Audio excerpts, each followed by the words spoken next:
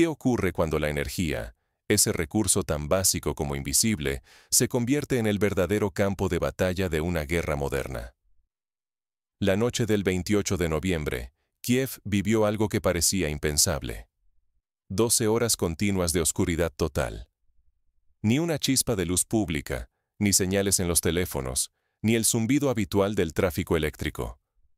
Fue el resultado de una ofensiva masiva en la que la infraestructura energética de la ciudad fue el blanco principal. Durante esa noche se registraron más de 1.200 explosiones.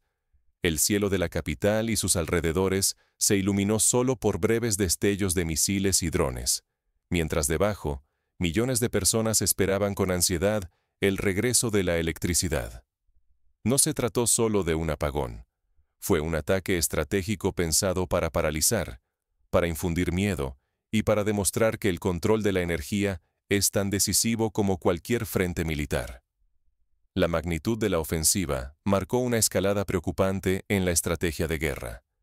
Ya no se busca únicamente destruir objetivos militares, sino arrancar de raíz la capacidad de una ciudad para funcionar, para organizar su defensa y hasta para mantener su vida cotidiana. Kiev quedó al borde del colapso, pero las consecuencias de este tipo de ataques van mucho más allá de las fronteras de Ucrania. Si ignoramos la importancia de estas tácticas, corremos el riesgo de subestimar cómo la guerra moderna puede afectar la economía, la seguridad y nuestra rutina diaria, incluso a miles de kilómetros del conflicto. La energía ya no es solo una comodidad, es una línea vital que, si se corta, puede cambiar la vida de millones en cuestión de horas. Para entender cómo se llegó a este escenario tan extremo, es fundamental analizar con detalle qué ocurrió exactamente esa noche y por qué la energía se ha convertido en uno de los principales objetivos de la guerra. A continuación, repasamos los hechos y las razones detrás de este cambio estratégico. No fue un simple apagón, fue una operación milimétricamente planificada. La noche del 28 de noviembre, Kiev no solo perdió la luz. La ciudad fue el escenario de una de las operaciones militares más complejas y sincronizadas de la guerra moderna. Detrás de esas 12 horas de oscuridad se escondía un ataque en múltiples fases, donde cada minuto y cada objetivo estaban calculados al milímetro. El asalto comenzó con una oleada de drones baratos y señuelos, saturando los radares y obligando a la defensa aérea ucraniana a disparar misiles costosos contra blancos de bajo valor. Esta táctica, lejos de ser improvisada, buscaba agotar rápidamente los recursos defensivos y abrir paso a lo que vendría después. Mientras los operadores ucranianos intentaban frenar un enjambre aparentemente caótico, desde el aire, el mar y la tierra se lanzaban misiles de todo tipo: crucero, balísticos y, lo más preocupante, hipersónicos. La coordinación era precisa. Los misiles de crucero volaban a baja altura desde el sur, esquivando las defensas. Los misiles balísticos e hipersónicos llegaban por el noreste, casi sin tiempo de reacción. El resultado fue una tormenta de explosiones que iluminó la noche y dejó sin respuesta a muchas baterías antiaéreas. No se trató de un simple exceso de potencia de fuego, sino de una estrategia de saturación, donde la cantidad y variedad de armamento rompía la capacidad de respuesta del sistema ucraniano. Los ataques llegaron desde varias direcciones y casi al mismo tiempo, apuntando a los puntos neurálgicos del sistema energético. Las centrales térmicas de 5 y 6, la TEC de Trípoli y la hidroeléctrica de Kiev se convirtieron en los objetivos prioritarios. Estos no son nombres al azar. Hablamos de los nodos clave que alimentan tanto a la capital como a la infraestructura militar y la industria. En cuestión de horas, los generadores que mantenían viva a la ciudad y a su economía quedaron fuera de combate o severamente dañados. La defensa aérea ucraniana, aunque logró interceptar algunos proyectiles, se veía desbordada por la magnitud y la sofisticación del ataque. El uso masivo de drones como señuelo obligó a gastar recursos valiosos y, al mismo tiempo, creó lagunas en la protección, permitiendo que los misiles más avanzados alcanzaran su objetivo. El enemigo no solo buscaba destruir la infraestructura física, sino también exponer la fragilidad de un sistema que, hasta ese momento, se consideraba robusto. No entender la sofisticación de este tipo de ataques puede llevarnos a subestimar cuán vulnerables son los sistemas modernos, incluso en países avanzados. Cada dron derribado, cada misil interceptado, esconde un costo que, al acumularse, deja expuestos a millones ante una nueva ola de ataques. Ahora que conocemos cómo y por qué se ejecutó este ataque, es momento de analizar el impacto real en la vida de millones de personas y en la estructura del país. Veamos ahora cómo estas horas de oscuridad alteraron la vida cotidiana en Kiev y qué consecuencias tuvo en la economía, la seguridad y el ánimo de toda una nación. Cuando cada decisión de defensa puede significar la pérdida de una ciudad o de la guerra. Imagina la presión.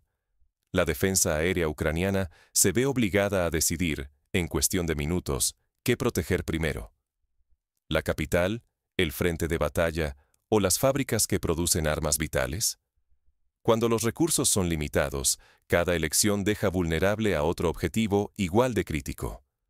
Un simple error en la ubicación de una batería antiaérea puede ser catastrófico. Bastan unos pocos misiles para inutilizar una estación eléctrica crucial. La ciudad queda a oscuras, los hospitales pierden energía y el transporte se paraliza. Los apagones duran horas o días, y cada ataque aumenta la fragilidad del sistema. La red eléctrica, diseñada para funcionar como un todo, comienza a fragmentarse. Surgen así las llamadas islas energéticas, zonas que logran mantenerse encendidas, pero desconectadas entre sí y sin capacidad para enviar energía a donde más se necesita. El país se convierte en un mosaico de luces y sombras, donde la solidaridad entre regiones se rompe por la fuerza de los ataques. El déficit de generación eléctrica ya ronda entre 2 y 3 gigavatios. Esto no son solo números. Significa que millones de personas deben enfrentar cortes programados. Los barrios se apagan en cadena, lo que queda de la red se sobrecarga, y el riesgo de daño permanente aumenta con cada minuto. La vida cotidiana se transforma en una prueba de resistencia. En los hospitales, los generadores rugen para mantener con vida a los pacientes críticos. Enteros bloques de viviendas quedan sumidos en la oscuridad, sin agua corriente ni calefacción, mientras familias enteras improvisan refugios en sótanos helados. La rutina desaparece. Cada día es sobrevivir unas horas más sin lo básico. Este colapso no es solo técnico, es profundamente personal. Sin electricidad, los servicios médicos, el transporte y la industria militar simplemente se detienen.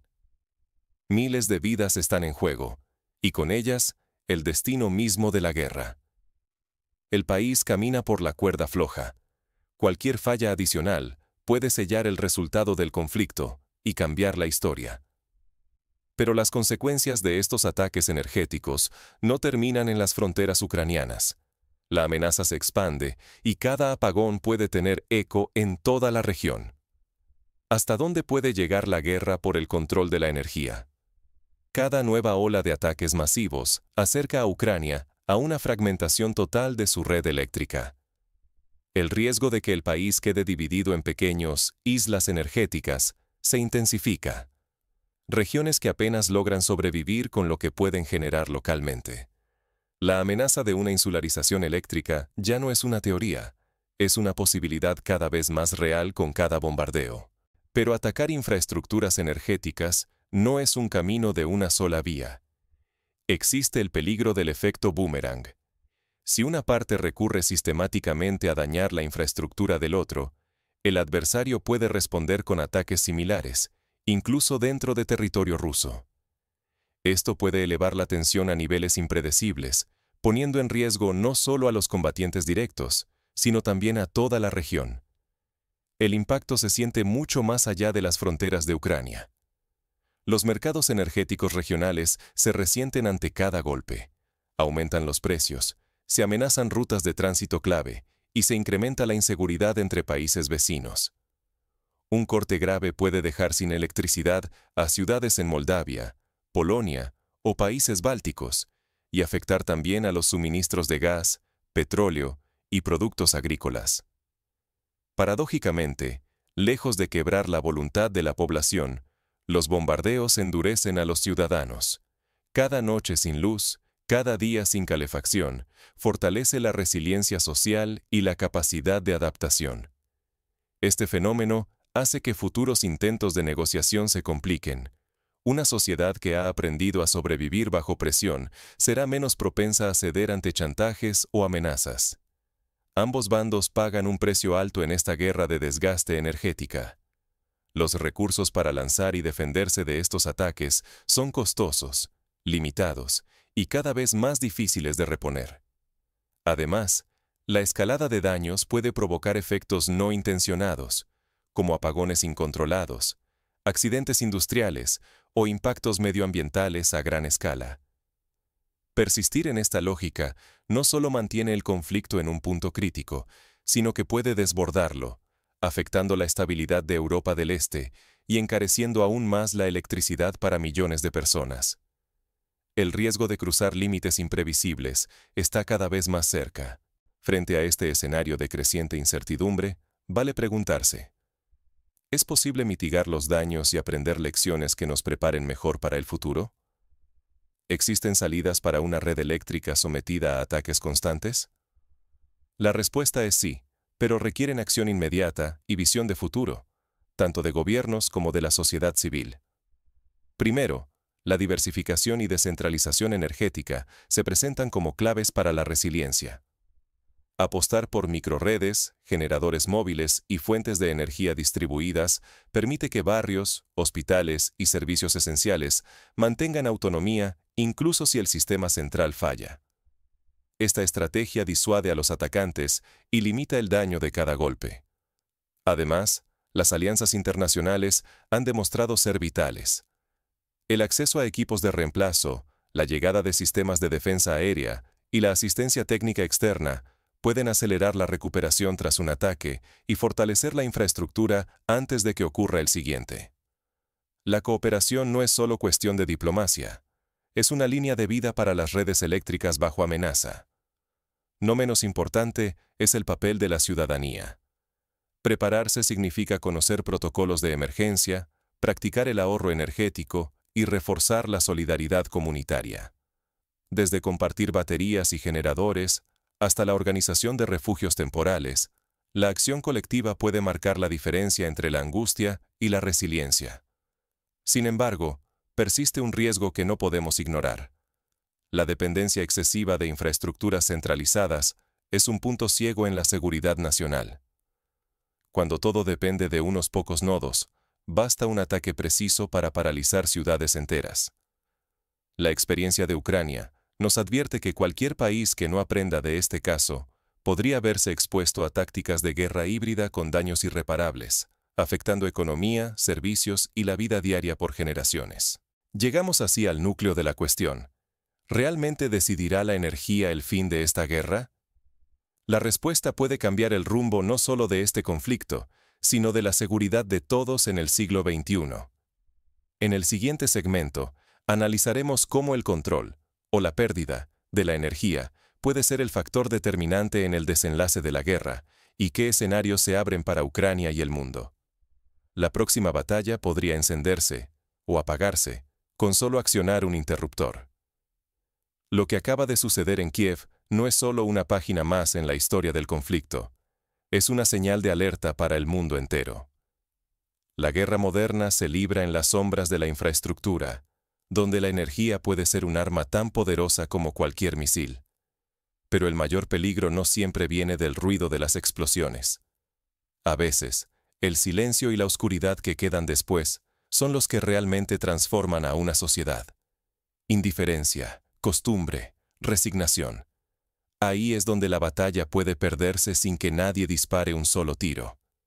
Si nos quedamos como simples espectadores, dejamos que otros decidan por nosotros la seguridad de nuestras ciudades, la economía de nuestros hogares y la posibilidad de vivir en paz.